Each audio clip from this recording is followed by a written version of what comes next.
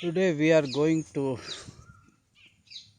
do the third story of our book Hornbill, Discovering Tut.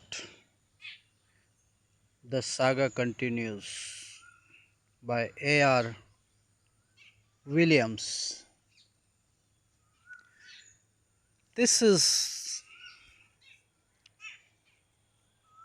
a new kind of a story where you find history is revisited. You are going to look into the history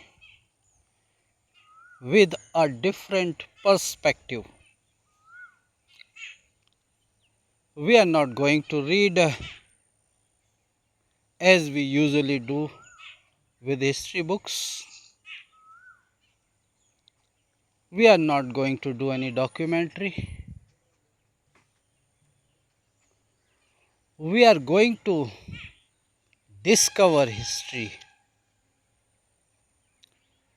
We are going to analyze. We are going to ponder over. We are going to use all the modern techniques, all the modern gadgets, all the modern inventions that we had done in microbiology, DNA testing, CT scan, X-rays, anatomy, morphology, and a little bit of psychology. So let us start with the psychology. Here the writer is going to look into the history, how people were ruled by the rulers. Somebody claiming sun is God. Somebody is claiming sun is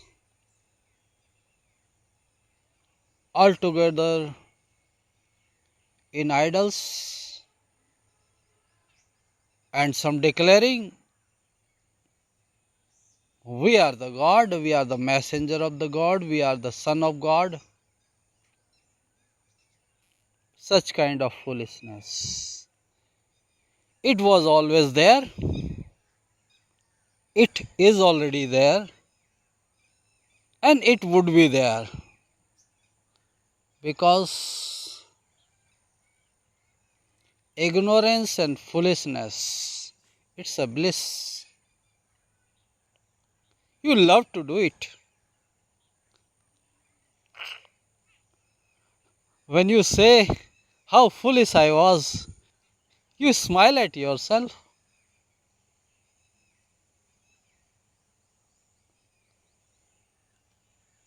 And that is there in the history. So here we are going to revisit the death of Tutankhamen, an Egyptian king. And if you see, his death was a mystery. Nobody knows whether he was murdered, or that was just an accident, or it could be a plot. Nobody knows for sure. And nobody wants to know. If somebody is dead, let the hell go to hell. Or let them claim to go to heaven. Or let them go to another journey. We will build a pyramid for him, and we will enjoy all the pleasures. Because in Egypt, they used to believe in afterlife. They used to think that once we are dead, after some time we go to another journey, and there also we require all the things that we require here in everyday life. So most of the things which we see with all of us, which the king used in his daily life, they used to be put there. All the gold jewelry, all the things he required in day to day life, that was put there. Another kind of foolishness.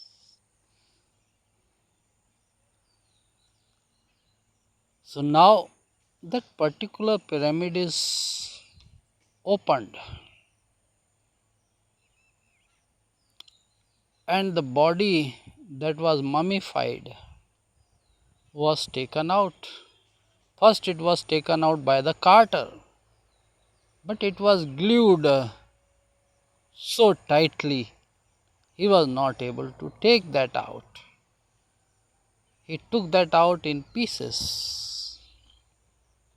Then he put them back on the sand, and then he had done all kind of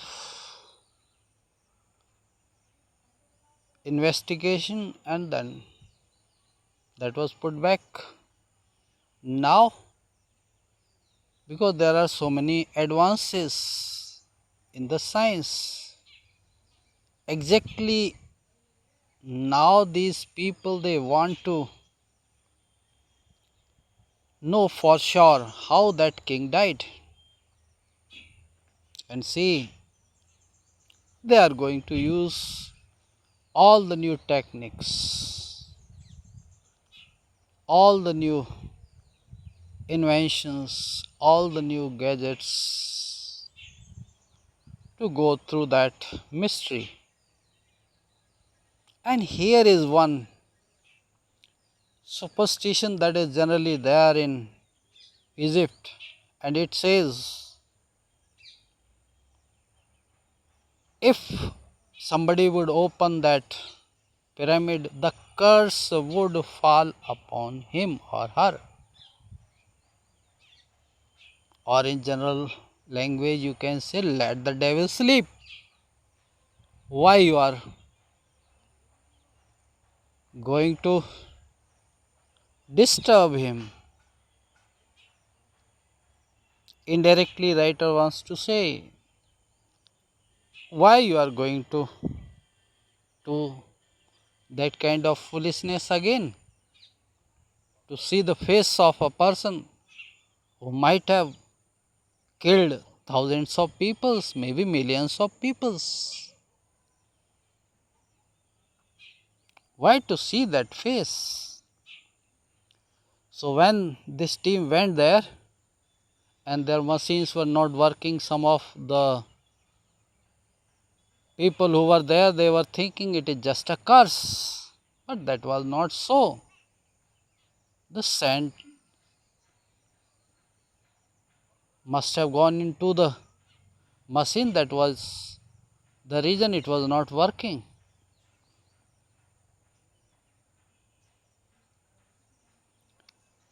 And then they did it. They took out CT scan, X-ray, everything that they wanted to do. They did it. And Jai Hawass, who was a renowned person there regarding archaeology in Egypt, he relieved himself that nothing wrong went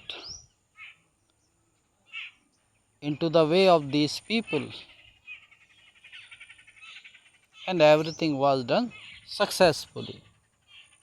And this is just a part of the story. The whole thing is that people, those who were involved in this particular discovery, none of them died a natural death.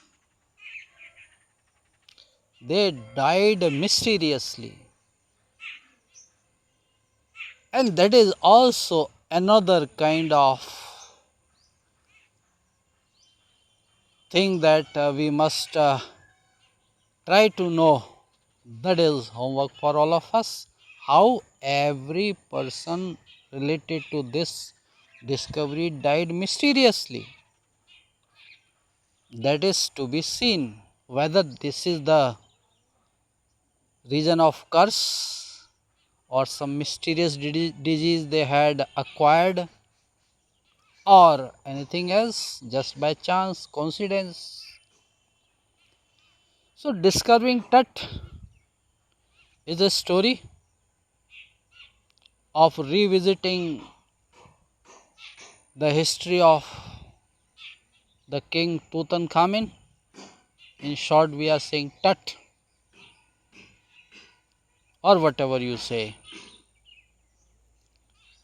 and that is done with the help of all the modern gadgets.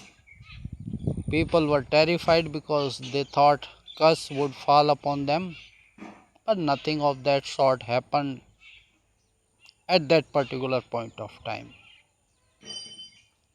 Because when they were going to do so, dark clouds hovered over the sky for some time, and the people were saying, "Oh, now the curse is going to fall upon these people." But nothing of that kind happened because science does not go by these superstitions. They go by the logic, they go by the reasoning, they go by their own ways, own standards, own SOPs, standard operating procedures. So just go through this story. Don't go by the names, don't go by the events, don't go by the dates, don't go by the things which are given again for foolish people to mug that out and write in the exam, getting marks, you are happy. Just see, the writer has given you another perspective to look into the history scientifically. This is the thing that you must have the approach, scientific approach to history that writer wants to convey, and we should go with that thought. So with this pondering we culminate this story. Go through the story, read it, enjoy it, and we will discuss question answers. But make sure gather only honey, gather only the hint that is dropped by the writer, only for those who deserve it. If you don't deserve, you just keep on exploring all the pages, words, sentences, grammar, and this all. So go through the story and have your own point of view. Thank you. Have a nice day.